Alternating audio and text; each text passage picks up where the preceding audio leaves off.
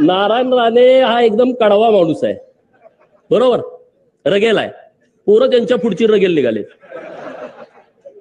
परवा देवाभाऊंचा गटनेतेपदी जेव्हा निवड झाली विधिमंडळाच्या, तेव्हा सदाभाऊ त्यांच्या बाजूला मी, माझ्या बाजूला नितेश राणे, नितेश राणेच्या बाजूला रणजित मोहिते बसले होते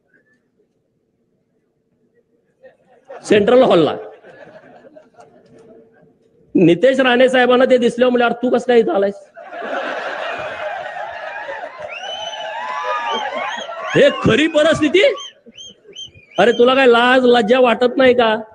नाही नाही, ते रामभाऊनं आमच्या खानदानाची आयभन काढली. अरे तुझी कुठं, तू खानदान सगळं जेलमध्ये असतं तुझं म्हणले. तू काय सांगतो रे म्हणले? देवाभाऊंच्या विरोधात गेला, चाल पाहिला निघ. 4 दिवसापूर्वी गेलं ते उठूनच गेलं. आता ह्याच्यापेक्षा काय सांगायला लागतंय का?